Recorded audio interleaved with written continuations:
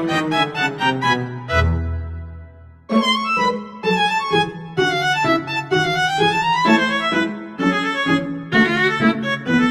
noite, eu me chamo Raíssa e hoje nós vamos entrevistar o Marcos Antônio. Boa noite, Marcos, tudo bem? Oi, meninas, boa noite.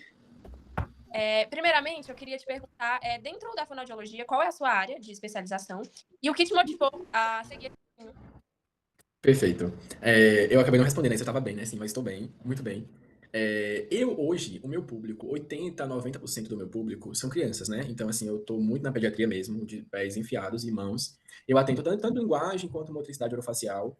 Gosto muito de atender motricidade orofacial, então aí eu permeio pelos atrasos de fala, transtorno fonológico, transtorno motor de fala, apraxia de fala na infância. E o que me motivou a estar hoje na pediatria, na linguagem infantil, foi o meu amor mesmo, né? Eu entrei na faculdade com um intuito muito bem estabelecido, que era ir para o hospital. Eu queria trabalhar em fonoaudiologia hospitalar. Tanto que o meu currículo, ele foi construído de uma forma muito robusta para entrar na residência em fononcologia, né? Eu construí o currículo para residência e depois o Inari tirou a análise curricular e agora é só a prova.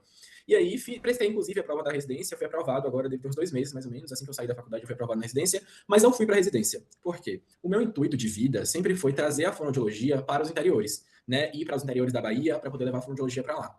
E assim eu fiz. Assim que eu me formei, né? Eu formei no dia 8 de janeiro, no dia 13 de janeiro eu já estava com um emprego certíssimo para trabalhar, consegui com minha amiga que trabalha no conselho, conseguisse logo meu registro, e aí no dia 13 eu já estava trabalhando aqui no interior.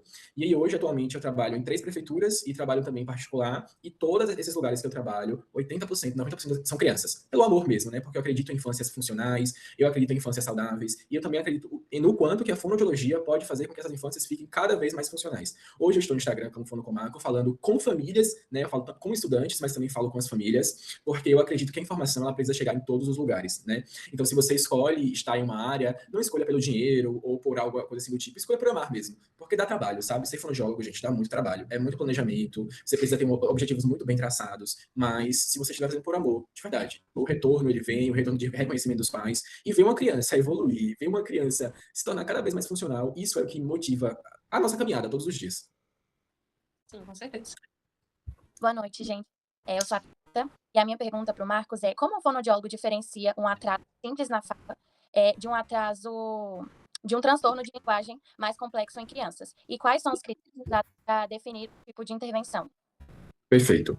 Nós chamamos esse tipo de avaliação de diagnóstico diferencial. Na fonoaudiologia, nós chamamos isso de diagnóstico diferencial, que é o que diferencia um atraso de fala, de um transtorno motor de fala, de um transtorno fonológico, de um transtorno do desenvolvimento de linguagem.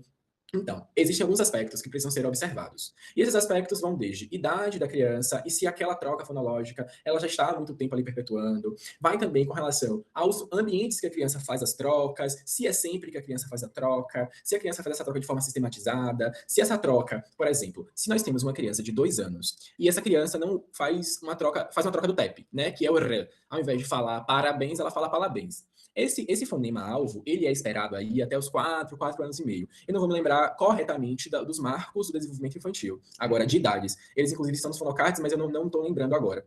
Mas existem marcos do desenvolvimento que fazem com que você perceba se é um atraso de fala ou se é um transtorno ou do desenvolvimento de linguagem, porque, assim, tem uma coisa que nós precisamos diferenciar muito bem, que é fala e linguagem. A fala é uma forma de linguagem. Então, a criança ela pode se comunicar de outras diferentes formas e não falar. E pode ser uma criança que não fale nunca. Então, essa criança pode ter aspectos de linguagem muito bem desenvolvidos, como atenção sustentada, intenção comunicativa, interação. Mas ela não vai falar. Essa é uma criança que não se comunica? Não, ela se comunica da forma que ela consegue se comunicar. Então, isso também é um aspecto muito importante a ser considerado no processo de avaliação, né? Porque às vezes você pega uma criança ali que tá com uma troca fonológica e você acha que é só uma questão de fala. Você acha que é só fala, fala. Aí quando você vai avaliar a estrutura, a criança tem uma língua presa. Quando você vai ver, a criança tem uma hipotonia de musculatura e não consegue fazer o fonema porque é um fonema que requer muita força desse terço inferior de face, né? Então, assim, entender o que é que compõe o diagnóstico diferencial, entender o que é fala, entender o que é linguagem, entender o que é motricidade orofacial, entender pontos articulatórios, tudo isso é extremamente importante. E respondendo uma segunda pergunta que está nessa mesma pergunta, como é que eu escolho, como é que eu escolho a melhor abordagem para poder tratar essas crianças? Sim. Gente, eu sou um defensor da clínica de linguagem, né? Então eu acredito que toda criança, toda e qualquer criança, ela aprende brincando. Mas os nossos objetivos, eles precisam estar muito bem traçados. Então não adianta eu chegar aqui e dizer para vocês, essa criança tem atraso de fala, faz modelo de ciclos, faz pares mínimos que vai funcionar. Porque com algumas crianças funciona, com outras crianças não funcionam. O que eu tenho para dizer para vocês de forma assim muito concreta mesmo, é que é o brincar. No brincar, a criança consegue várias habilidades de linguagem e também potencializar habilidades de fala. Certo, obrigada. Boa noite, gente. Meu nome é Júlia e eu queria perguntar para o Marcos quais são os maiores desafios dentro da sua profissão e como você lida com eles. Perfeito. Como eu falei anteriormente, o meu maior desejo era vir para o interior, né? E aí vir para o interior e falar com famílias e divulgar a profissão para as famílias. E hoje, o meu maior desafio é justamente são os profissionais médicos, sabe? E por quê? Eu encontro profissionais médicos hoje que em 20 minutos, 10 minutos de atendimento querem laudar uma criança com transtornos, com diagnósticos outros, sendo que eles não conseguiram avaliar o comportamento, as habilidades comportamentais. E aí, muitas vezes, eles não querem nem escutar os outros profissionais, né? Então, assim, para essa informação chegar nas famílias, por exemplo, para eu conversar com a mãe e dizer, olha, mãe, seu filho tem um diagnóstico de tal coisa, mas as habilidades de comunicação dele estão sendo desenvolvidas e ele tem uma grande capacidade de ser uma criança funcional. E quando você vem para o interior, gente, são pessoas muito carentes, são pessoas carentes de informação de uma forma grandiosa. Então, qualquer pessoa que chega no interior fala o que quer e as pessoas vão acreditando. Então, hoje, esse desafio é muito grande, né? De acessar essas famílias para dar as informações de forma correta. Quando eu entrei na faculdade, o meu maior desafio e medo era não conseguir emprego, né? Assim, no primeiro semestre, entrei na faculdade, eu falei, meu Deus do céu, será que eu vou conseguir emprego? Será que eu vou conseguir me formar e ter um emprego bom, um salário bom? Mas hoje eu não me preocupo com isso. Ai, Marcos, não se preocupa porque hoje você já tá trabalhando e ganha seu salário. Não. Hoje é porque as preocupações elas são outras. A preocupação hoje é se a criança ela conseguiu sistematizar o fonema, se ela conseguiu apontar, se a preocupação agora é fazer com que ela, ao sentir dor, consiga apontar na prancha de comunicação. Então, assim, as nossas preocupações elas passam a ser outras, né? Mas também não deixam de ser preocupações, tá, gente? Essa questão salarial, essa questão de empregos. Mas a minha preocupação maior hoje mesmo é acessar as famílias, né? Acessar essas famílias para levar uma informação de qualidade e uma informação baseada em evidência científica. Entendi, muito obrigada. Respondi sua pergunta? Respondeu. Bom, boa noite, Marcos, eu sou a Naile, e eu vou perguntar justamente sobre o mercado de trabalho. Eu queria saber, assim, porque mesmo que ainda tenha poucos profissionais na área, existem oportunidades para poder se desenvolver? E outra pergunta também, que é se é possível alcançar a estabilidade financeira logo após terminar a graduação, ou é muito difícil, assim, se estabilizar na área? Eu queria falar com vocês sobre duas coisas. A primeira coisa é sobre criação de conteúdo nas redes sociais. Eu sou criador de conteúdo nas redes sociais. Eu sou autor dos Fonocards. Vocês conhecem os Fonocards? Uhum. Não sei se conhecem. Já vi no TikTok. Eu sou criador dos Fonocards porque eu busquei facilitar a prática clínica, né, de estudantes de fonoaudiologia. E hoje o que eu tenho a dizer sempre nas consultorias de redes sociais que eu dou é que as redes sociais servem como um instrumento de trabalho, precisam servir como instrumento de trabalho. Por quê? Eu crio conteúdo desde o 5º semestre da faculdade. Desculpa. E os meus empregos, hoje eu trabalho em 3 prefeituras e trabalho em uma clínica particular. 3 prefeituras e uma clínica particular. E todos esses empregos foram pessoas que me conheceram nas redes sociais, gostaram do meu conteúdo e me buscaram. E para além da clínica, e para além da estabilidade clínica, né, financeira da clínica, eu também tenho os Fonocards que já alcançaram mais de 300 estudantes pelo mundo, né? Então, assim, são pessoas de Portugal, de Argentina. Esses dias, inclusive, uma angolana me procurou para poder saber como é que ela faria o pagamento para comprar os Fonocards. Então, assim, Marcos, só a clínica dá estabilidade? Eu não sei, porque eu não sou só clínico. Eu não só atendo. Eu faço outras coisas, né? Eu dou consultoria de redes sociais, eu tenho um close friends para criadores de conteúdo, eu produzo materiais para terapias no geral, e aí as pessoas elas investem nisso. E tem uma clínica, né? Então, assim, mas dá, gente, tá? Dá para ser só fonoaudiólogo e viver bem e ter um salário bom. Só que vocês precisam traçar estratégias. Por exemplo, desde a faculdade, eu tenho muitos amigos na faculdade, mas desde a faculdade eu sou amigo de pessoas formadas. Vocês precisam estar juntos, chegar juntos, e tem que ser cara de pau mesmo, sabe? Estudante tem que se humilhar, tem que ir atrás de estágio, tem que mandar mensagem para aquele blogueiro do Instagram que é da cidade de vocês. Ei, eu posso fazer um estágio aí hoje? Posso te observar? Que dia eu posso ir te observar? E é ser ousado dessa forma que vai fazer com que você chegue em outros lugares. Eu vou contar uma coisa para vocês aqui. Hoje, o meu vínculo de trabalho, de mais dias, é um vínculo de trabalho que me foi indicado por uma colega, hoje colega de profissão, mas já era fonoaudióloga. Eu fiz um estágio para ela no meu interior, no programa Melhor em Casa. Um estágio gratuito. Eu fui 3 férias para lá. Fiz os estágios nas 3 férias, de forma gratuita. Demonstrava que eu queria aprender, demonstrava que eu queria adquirir conhecimento, que eu estava disponível, eu chegava cedo, era proativo.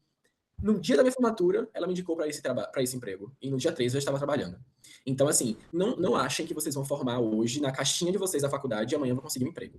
Faculdade é 10% da nossa formação, de verdade. Façam estágios, façam liga acadêmica, façam extensão, façam pesquisa, conheçam gente para além da faculdade, saiam da caixinha da faculdade mesmo. Por quê?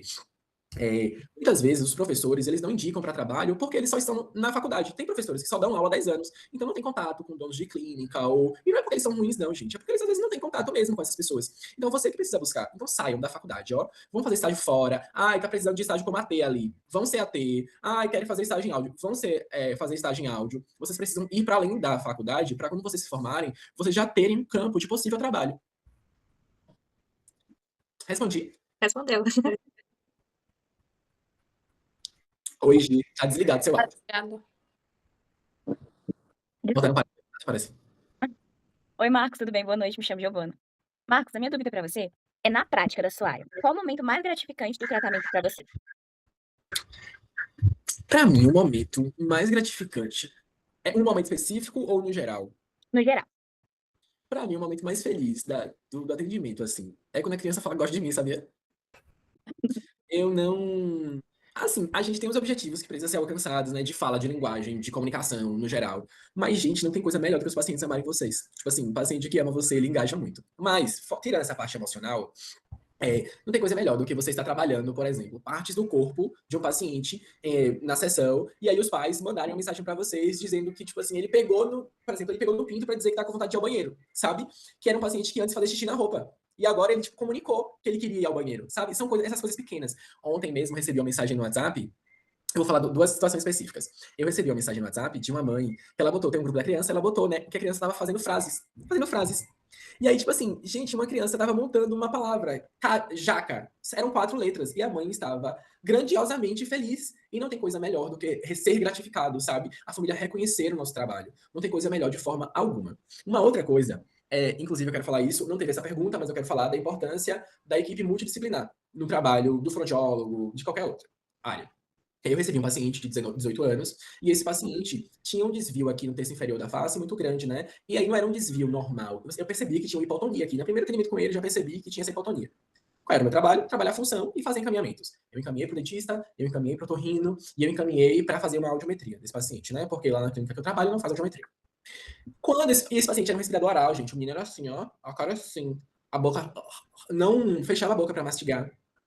Quando esse paciente foi para o otorrino, paciente com desvio de septo, com 60% da respiração tapada.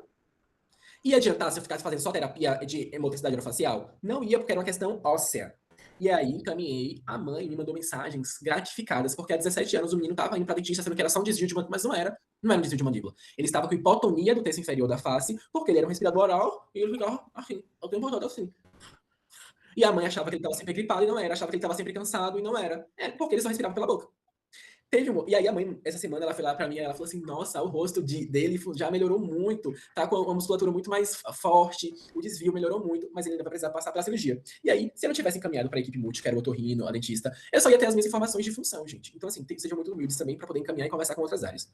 Uma outra situação também que aconteceu que foi muito gratificante pra mim, agora tinha um paciente gente, pacientes, eles são gratos por coisas que a gente faz que é nossa mesmo, sabe? Tipo assim, a gente faz uma coisa básica da fono e eles são muito gratos por isso.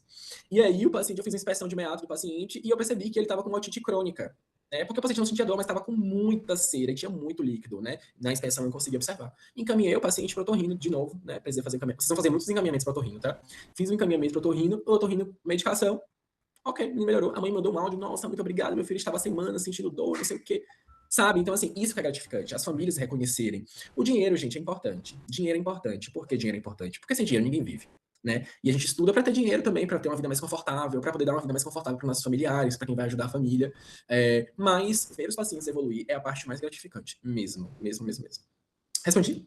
Respondeu. Obrigada. Eu acho que eu já passei 2 minutos aí, muito tempo, viu? Não tem problema, não. A gente gostaria de te agradecer por ter essa disponibilidade, né? De poder conversar com a gente, tirar nossas dúvidas. E foi ótimo. Muito obrigada. Eu que agradeço.